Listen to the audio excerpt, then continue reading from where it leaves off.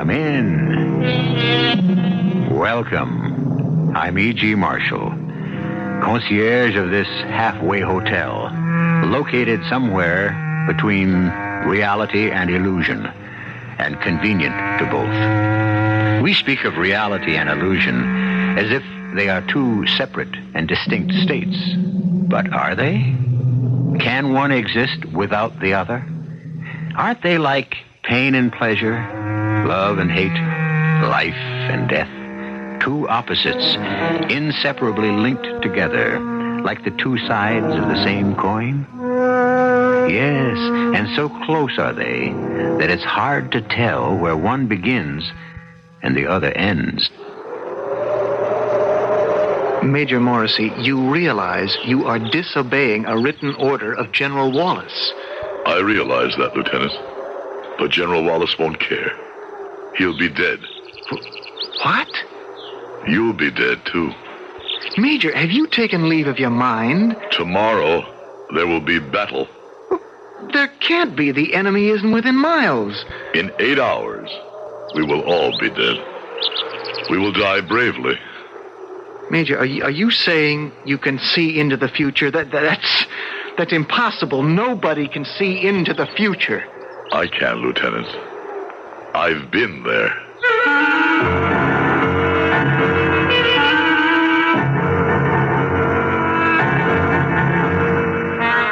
Our mystery drama, The Other Self, was written especially for the Mystery Theater by Sam Dan and stars Howard Da Silva. It is sponsored in part by Buick Motor Division and Anheuser-Busch Incorporated, brewers of Budweiser. I'll be back shortly with Act One.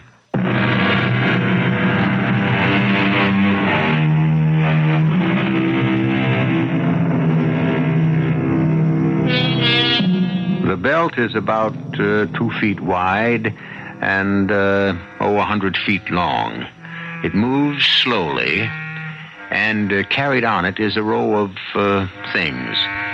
Well, they start off as single things, smallish, tubular, plastic things. But all along the 100 feet of slowly moving belt, there stand men and women. And each, in turn, adds something or does something, then waits about 4 seconds, and then a fresh, new thing comes by on the belt. Take Oliver Townsend, that tall, blonde fellow, about 2/3 of the way down the line. Well, every 4 seconds, here's what he does. He picks up a thing, gives the rotating end of it a turn, taps it with his finger, fuses it with one touch of a special heat gun, sends it on its way, and picks up the next. And he does it to a kind of rhythm. He says, turn, tap, zap. And he does this every day for 8 hours. How does he keep from going mad? Maybe he doesn't. Turn, tap, zap. Turn, tap, zap. Turn, tap, zap.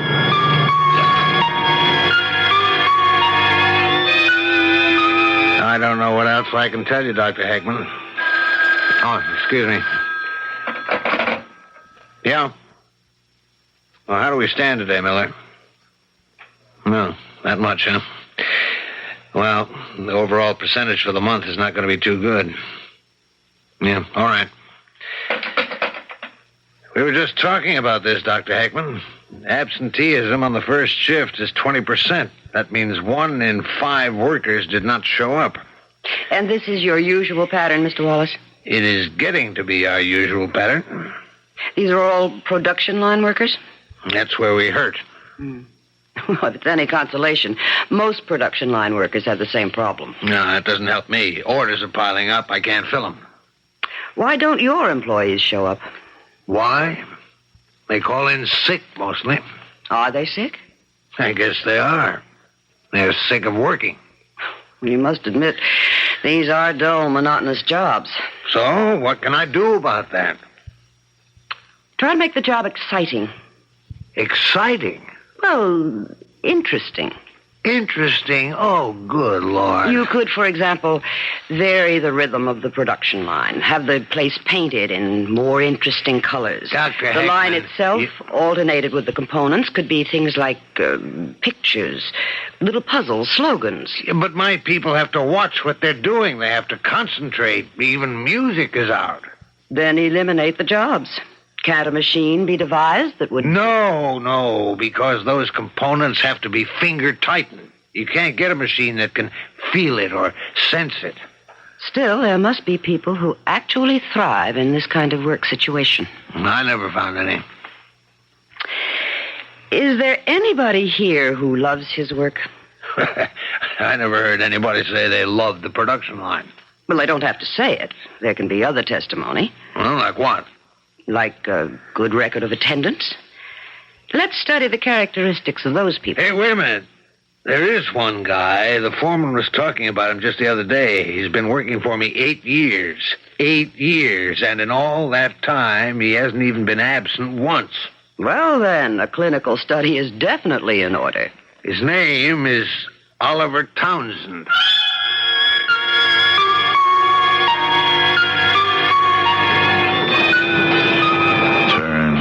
Zap, tap.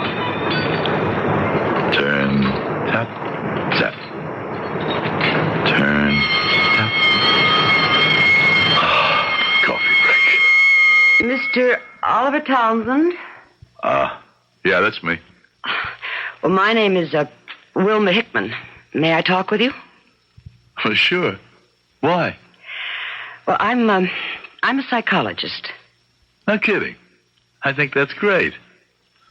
Why do you think it's great? Why do you think my being a psychologist is great? Because it's better than not being a psychologist. I'm afraid I don't understand. It's so simple. Look, why are you a psychologist? Because that's always been my ambition. Right. So wouldn't it be terrible if you didn't become a psychologist? I see. You think I'm crazy. Oh, no. Oh, don't let it bother you. Everybody thinks I'm crazy. What do you think? Well, 50 million Frenchmen can't be wrong. What does that mean? Our doughboys used to say that during World War I. Oh. You notice I call them doughboys. Each war has a different nickname for the American soldier. Really? Yeah. The British are always called Tommies. Tommy Atkins, that is. But we keep changing. In World War II, our boys were called G.I. Joe. Civil War, it was Johnny Reb and Billy Yank. Are you interested in wars? Yeah. My war's the Civil War. Is it? I could drive you nuts. Well, actually, people around here give me a nickname. Shiloh. Shiloh? Didn't you ever hear of the Battle of Shiloh? It was also called Pittsburgh Landing. Oh, yes. I think I remember. You think you remember? Well, I'm... I sort of made the Battle of Shiloh my life's work. Yeah, you could say that. Why? Why not? Some people play golf, others bowl, hunt, fish. I've got the Battle of Shiloh. Do you work here? Well, I do for a while. Would you like to see the Battle of Shiloh?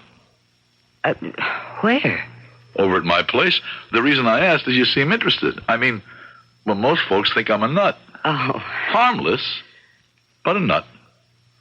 A lot of interesting people were at the Battle of Shiloh. Yes, I'm sure. The Confederates lost the best general they had next to Robert E. Lee, General Albert Sidney Johnson. They also had Beauregard and Braxton Bragg. Is that so? You're not really interested. Oh, I am. I am. Of course, you had Grant commanding the Federals and General Lew Wallace. You heard of Lew Wallace? When he came home from the war, he wrote Ben-Hur. There was another General Wallace, too. Bill Wallace. Really? For some reason, I feel very close to him and to that whole Indiana Corps. Mr. Townsend, about your job.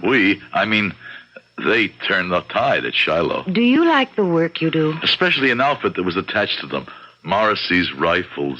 Do you prefer it to other kinds of They work? called it a brigade, but it was just an oversized company. Tell me, what aspects of the job make it desirable? But I've got all these soldiers, you see, made out of lead and tin. And everything's authentic. I mean, the uniforms and all. Is it a question of being happy with your work? I got everything and everybody lined up just the way they were that April morning in 1862. You have to see it. The line's starting up. I better get with this. Excuse me. Turn. Tap. Tap. Did you really mean it? Turn. Tap. Tap. When you asked me to see the Battle of Shiloh? Turn. Tap. Tap. Sure. When? How about tonight? Fine. Turn. Tap. Tap.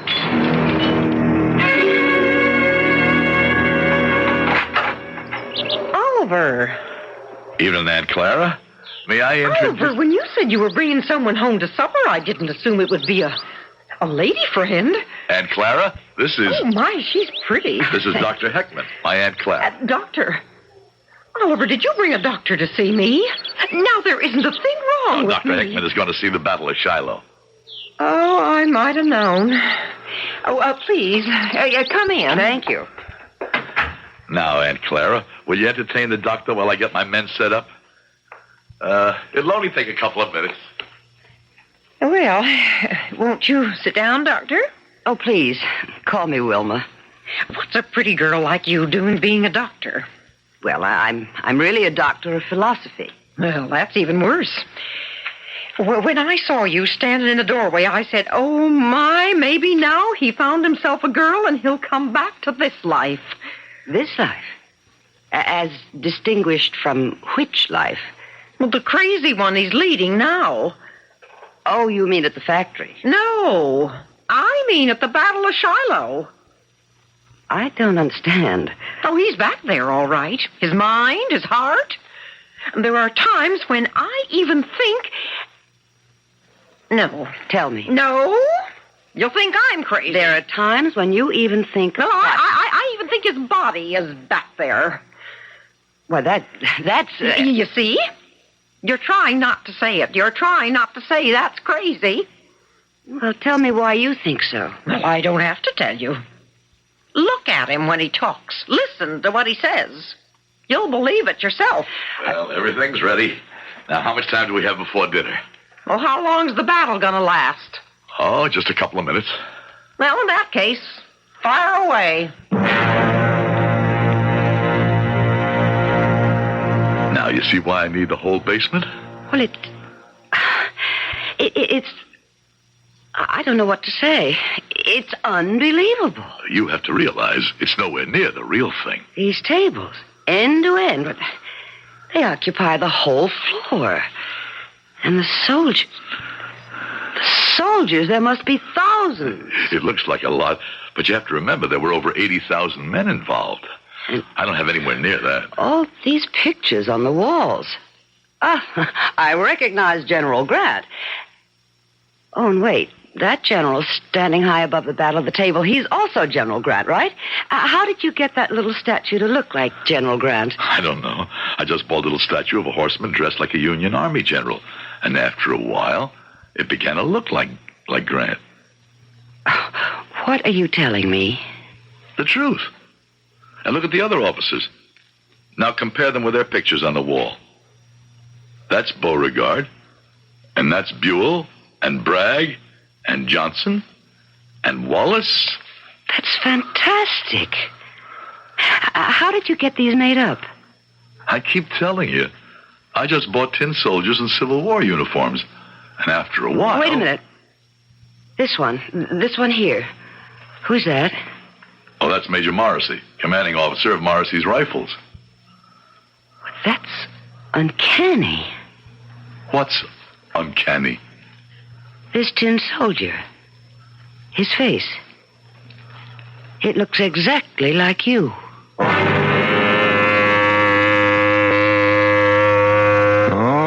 right. You never know where these things go, do you? Now, here we have a nice, rather conservative lady psychologist trying to solve one of the most searing problems of our highly technical age, boredom. And if she's not careful, she's going to find herself dodging bullets at the Battle of Shiloh, which took place more than a century ago. Well, dig in. I'll return in a few moments with Act Two.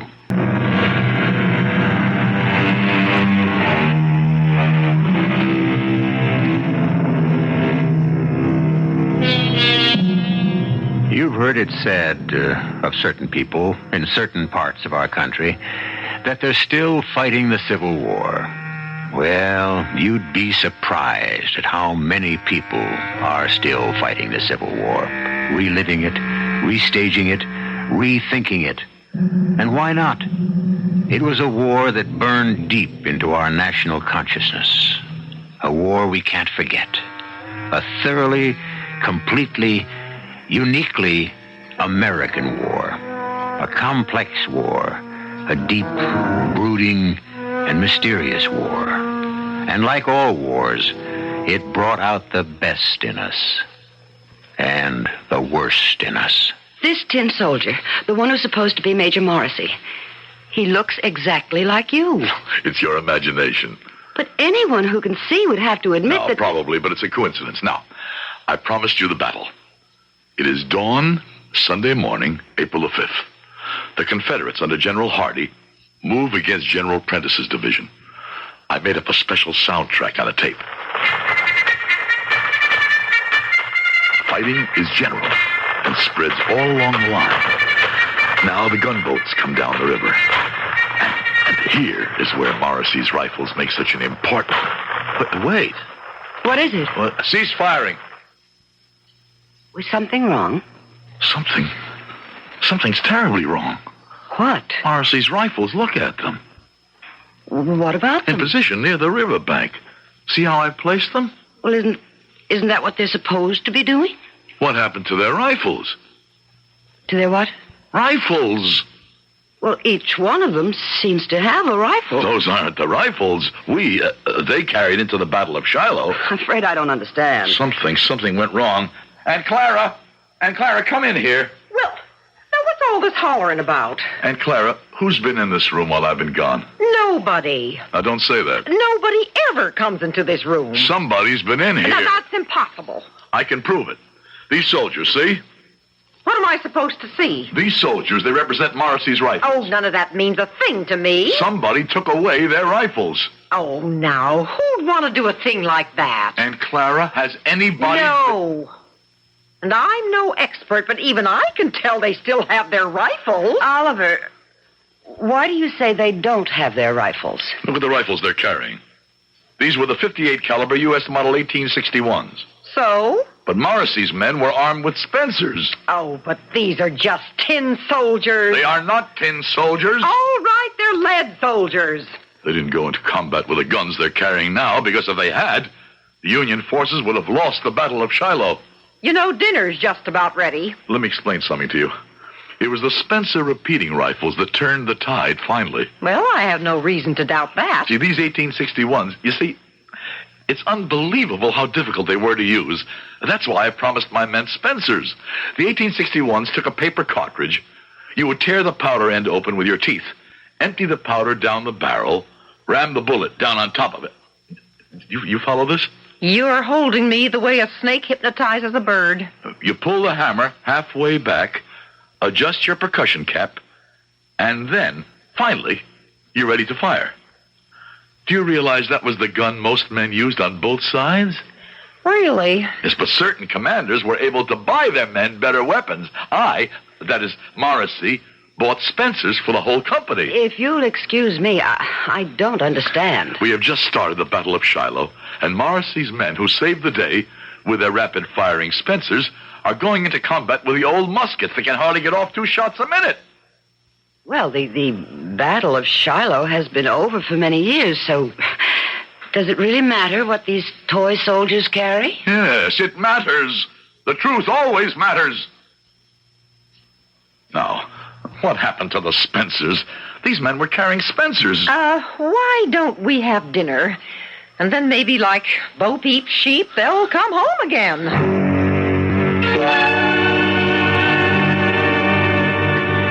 She's a nice girl, Oliver. Are you sure nobody came in here? Well, the least you could have done... You could have seen her home. Why would anybody want to come here and change those rifles? How could anybody do it? Oh, maybe she's a little bit too intelligent for you. But you need someone with brains. I wish you'd leave me be, Aunt Clara. Then maybe you'd leave that production line job and go back to being an architect, which is what you studied for. There are enough ugly buildings in this world without my adding any. I won't say another word. Play with the soldiers, if that's all you want out of life. Good night, Aunt Clara. Yeah. Well, good night. What could have happened to those rifles? What could have happened?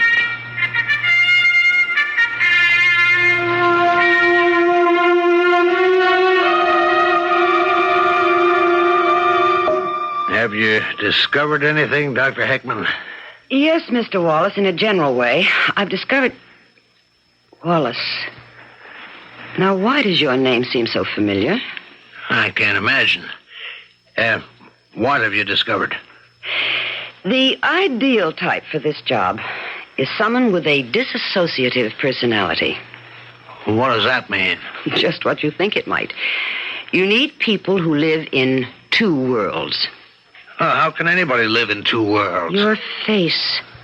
Where have I seen your face before? About those people who live in two worlds. Oh, well, most of us do it to a degree. Even you. Me? Don't you ever daydream? Oh, I'm far too busy. You mean you have no secret place where you can be somebody else? Well, Admit it. Do you have one? We all have our two places. The open one in the world, and the secret one that exists within ourselves. Which is more important to you? The life you lead in secret, or the one everyone knows about? Don't answer that too quickly. Well, imagination's all very well, but reality is... Fine. Then the people you need are the ones for whom the secret place is more important. Men like Oliver Townsend. Hire people like Oliver Townsend. Oh, excuse me. Yeah? Wallace, I've heard that name and I've seen that face. What do you mean? Oh, okay. All right, I'll talk to you later. Well, thank you very much, Dr. Heckman. Actually, I haven't even started. If you can't straighten this out, you may be finished. What are you saying? I am saying we got a guy working here named Oliver Townsend. He hasn't missed a day's work in 8 years. So you talked to him, and this morning, for the first time, he's absent. But that's... Things are bad enough. But... Mr. Wallace, I'm sure there's a reasonable explanation. Well, if there is, you had better come up with it. What could have happened to those rifles? What happened? Oliver? Oliver! Huh? Oh. I guess I must have dozed off. You've been down here all night. All night? Well, it's 7 o'clock in the morning. I must have fallen asleep. Well, you'd better think about getting ready for work. Work? I'll have breakfast right away. No, work. I can't go this morning. What? Oliver, you realize it's the first time in how many years? Call in for me, Aunt Clara. Say I'm sick. Well, I hate to lie, you know. Is there something the matter with you, Oliver? I've got a problem. The rifles. I'm having a problem with the rifles. Yeah. Well, I'll call in and say you're sick. What could have happened?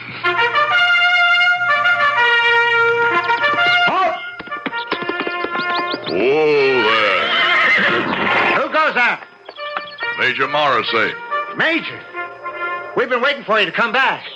What's wrong? They want to take our Spencer rifles away from us. What are you saying? We're to trade our Spencer rifles for these standard U.S. 1861. Who says so? Direct order from General Wallace. There's a lieutenant from his headquarters waiting on you in your tent.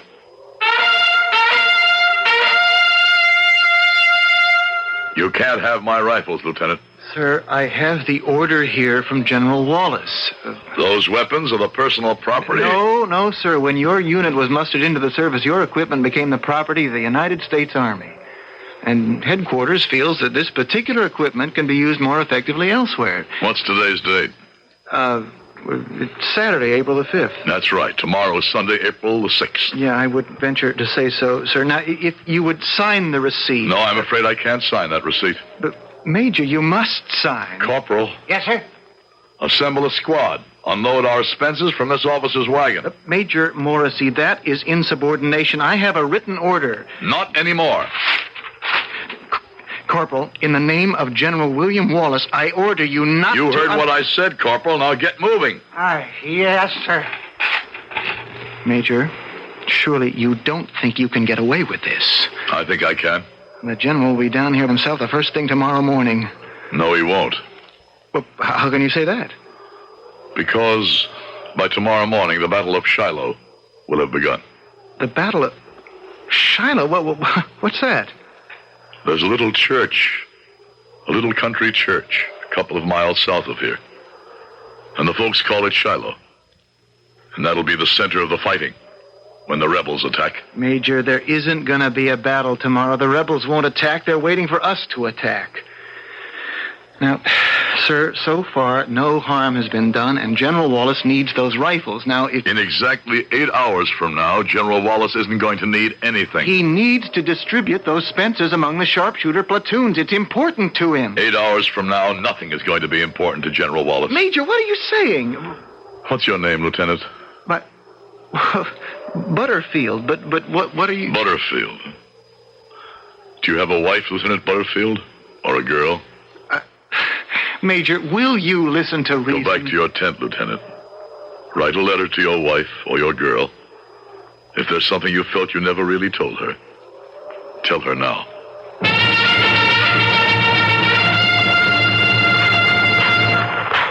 Oliver? Oh, hello. Here, let me turn it off. Don't let me interrupt anything. Now, I'd like you to see the whole thing from the beginning. I just gone to the point where General Wallace is killed. Oh. Yeah, you see, he was Wallace. William H. Wallace. That's where I heard the name before. I got his picture on the wall, see? Up there. Oliver. General Wallace, look at him. Who does he remind you of? I don't know.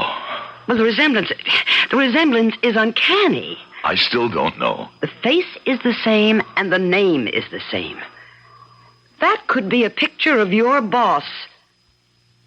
Mr. Wallace? I've never seen such a likeness. I never noticed it before. Oh, yes, you have, Oliver. You have.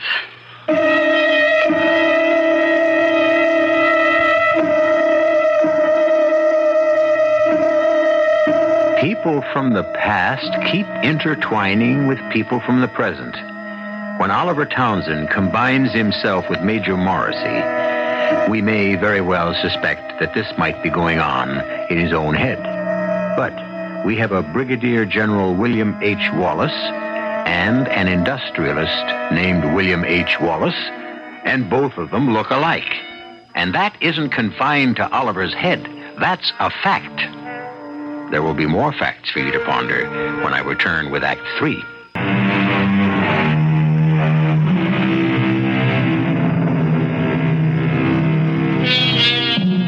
What do we know so far? We know that there are many dissociative personalities. In other words, people who live in two worlds. The first is a world they share, more or less, with everybody. And the second is a world that is all their very own. And things go along very well for a while, but sooner or later, the worlds start to get mixed up. Oliver, this picture of General Wallace, where did you get it? I have a great big album. It has photographs of all the Civil War generals. They're all authentic, and I cut them out of the book and put them on the walls. Mm-hmm. There are two worlds. You live in two worlds. What are you saying? You know what I'm saying. In one world, you're Oliver Townsend, a production line worker. In the other, you're Major Morrissey, commander of a Civil War rifle unit. I wouldn't... You won't admit it, but you keep giving it away. You keep seeing yourself as Morrissey. Now, that's true, isn't it? Well, But now there's another person who seems to be common to both worlds. Wallace. In this world, he's Oliver Townsend's employer. What was General Wallace to Major Morrissey in that other world? General Wallace? He was Morrissey's superior officer. And what was the relationship between Wallace and Morrissey? They had very little to do with each other. Very little or nothing at all? Well, it was Wallace who took away the Spencers from Morrissey just before Shiloh. Wallace took away the Spencers, yes. Oliver, tell me, why did you become interested in the Civil War? I don't know. It just happened. How long ago? I was always interested, I guess. What do you mean by always? I may have been born interested. Nobody is born with an interest in anything. These things are created by... By what? By opportunity, personality, experience. No. A fellow becomes a nut on golf or stamps.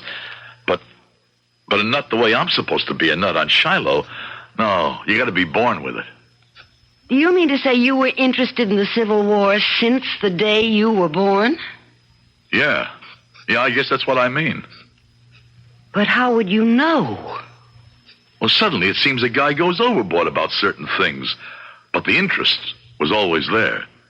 He may not have been aware of it. And then one day it just... How long have you been studying the Battle of Shiloh? A while, I guess. And what other battles have you analyzed? Huh? None. Why? Well, it's just Shiloh is so interesting. And why are you so concerned with Morrissey's rifles? I don't know. And after Shiloh, where did Morrissey's rifles go? Where?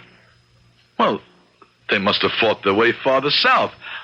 I never thought about it. What are you trying to say? I don't know yet. I don't know.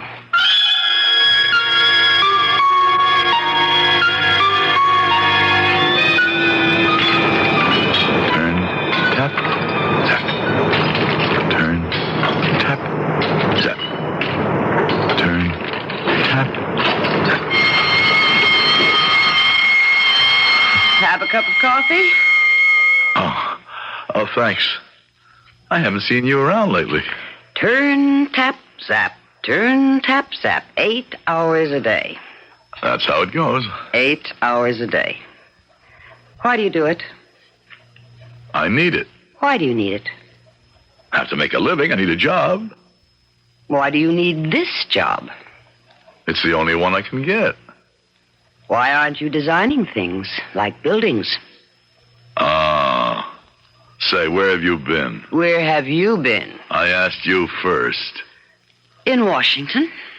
On a job? It was related to a job.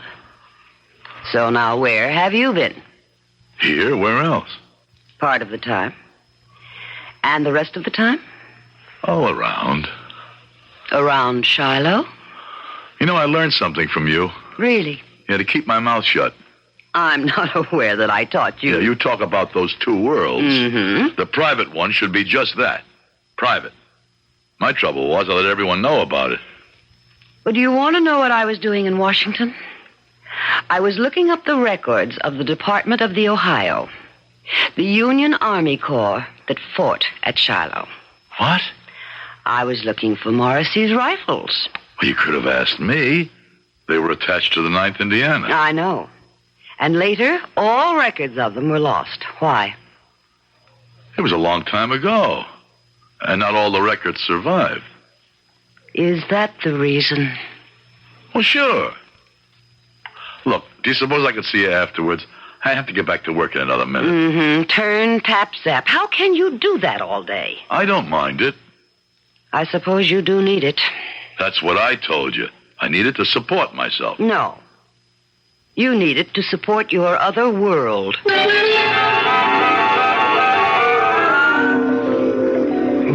now, Dr. Hickman, that's going back a long time. Yes, I realize that, Mr. Spencer. It must be all of 9 years. We've had a lot of young architects come and go through this office. Oliver Townsend, You don't remember him? Yes, I remember him, I think. I could have personnel look it up. Oh, thank you, but what I really need is your own human reaction to him. As I recall, he didn't last long, maybe 6 months. Did you fire him? No, he quit. Why? Well, oh, now I remember. He just walked into my office one day and said, I don't think I want to be an architect. Did he give you any reason? Well, I asked him. I said, son, don't you like architecture? And he said, I like it, but it takes up too much of my time and energy. Mm-hmm. Well, thank you, Mr. Spencer. Yeah, you're quite welcome, Doctor. Spencer. Odd that your name should be Spencer. Oh, why is it odd? That was my father's name. Well, there still may be a rifle called the Spencer, and it must have been named after its inventor. Are you related? Oh, I think so, distantly. Why do you ask? Wallace, now Spencer. No, it was Spencer and then Wallace. I beg your pardon, Mr. Spencer, why did you hire Oliver Townsend in the first place? Well, he was highly recommended by one of the greatest architects in the world, the head of the department, State University, Professor Morrissey. Morrissey. Yes. Doctor, are you all right? Is something the matter?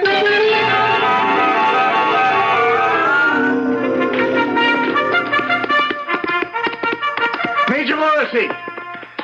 Lieutenant, you tell General Wallace if he wants my Spencer rifles, he can try to take them himself. How did you know, Major? How did you know? How did I know what? That the rebels would attack. The battle's on. Now, you're to form your men by the river, close by to the ravine at Dill's Branch. Now, map coordinates 18 and 36. I know where that is. And you are to hold there. You've got to hold that position no matter what.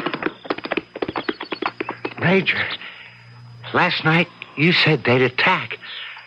How'd you know? Now I can show it to you properly, because Morrissey's men got the rifles back. You see, these are Spencers. See how they differ from the muskets carried by the other troops? I'm not sure I do. But it's obvious.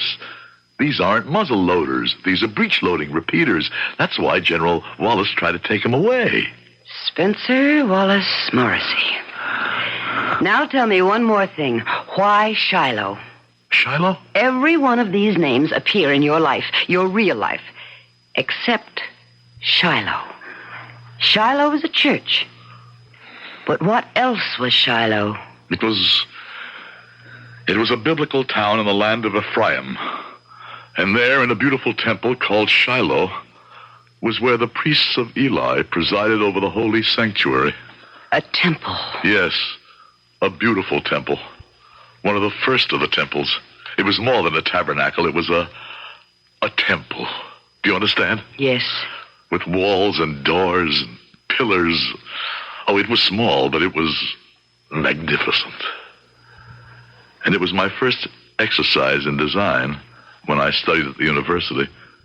No one really knows what the Temple of Shiloh looked like, but I saw it so clearly. Now you must really think I'm crazy, huh? No. And that's how Professor Morrissey came to notice me. He was bowled over by the beauty of my design, and that's how I became his protege. But when I graduated and went to work, I found out something. The temple is always being destroyed. The Temple of Shiloh. I don't understand. That lovely temple, the Philistines destroyed it. And when I came out into the world, I discovered that wherever you build a temple, no matter where it is, what it is, the Philistines will always desecrate or destroy it. And that's why you're no longer an architect. I don't want to fight the Philistines any longer. Maybe you didn't fight them long enough. They always win. And is that what you're trying to do now, be killed at Shiloh? I'm not trying to be killed. Yes. As time goes on, the battle becomes more and more real. The Holy Temple, and Morrissey, the keeper and protector, and Spencer, the practical man of building, and Wallace, who takes away initiative. You all come together at Shiloh. I don't follow Oh, you. yes, you do. Oliver, listen to me. You can't live in two worlds of fantasy. One must be real. I have a real world. This one. No. More and more, this one becomes an illusion, and the other becomes the reality. That isn't true. Soon you'll be back there. Your life will be back there. I don't have that much of an imagination. It will be real. And the next time you go back to fight the Battle of Shiloh, you'll be dead. Major Morrissey died at Shiloh. How do you know? Because I did what you were always afraid I'd do. I looked up the records. Morrissey's rifles saved the day. But they were wiped out. After Shiloh, they no longer existed. Boys, our orders are to hold here at the river. We will obey those orders. Don't go back there, Oliver. Don't. Fire the way you were trained to fire. Steady, calmly. Pick your targets. Keep under cover. Oliver, come back. Wilma. Come back, Oliver. Goodbye, Wilma. No, Oliver, you will be killed. I have to go. The Philistines are attacking Shiloh. You said it, Oliver. You said it yourself. The Philistines are always attacking Shiloh. Always attacking, always destroying. Hold tight, boys. Oliver, come back. Goodbye, Wilbur. It's such a beautiful morning. Why do so many battles begin on a beautiful morning? Oliver, you will die. I'm willing to die for Shiloh. Don't die for Shiloh. Live for Shiloh. Live for it here and now. Don't go back 100 years. Fight for it now. Here. Wilma. Oliver, the Philistines are attacking here and now. Save Shiloh. It can't be saved. Don't quit. Fight for it here. Fight now. Wilma, my men need me. Those men need nothing. They're 100 years dead. We need you. Oliver, I need you. Come back. Come back. Come back. And build 100 Shilohs.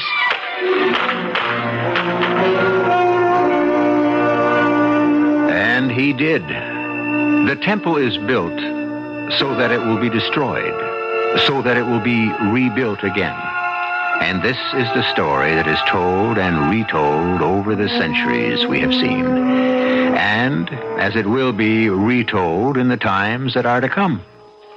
I shall return shortly.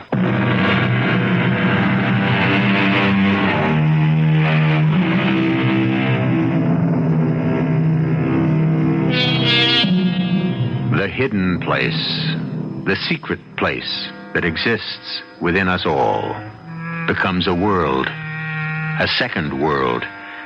And sometimes we feel we can live in both worlds, the one inside and the one outside.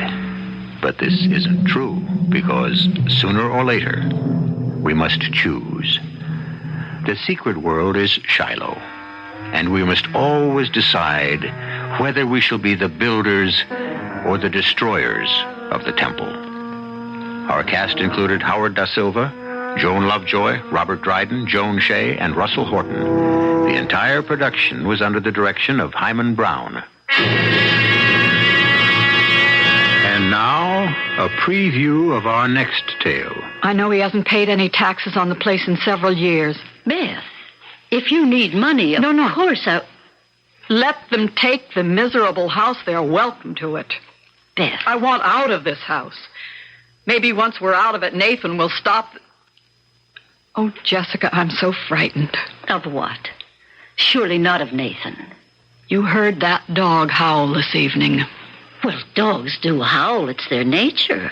There doesn't have to be anything sinister about it. I think he's finished the experiments with the animals, Jessica. What's he going to do now? I don't like the way he looks at me.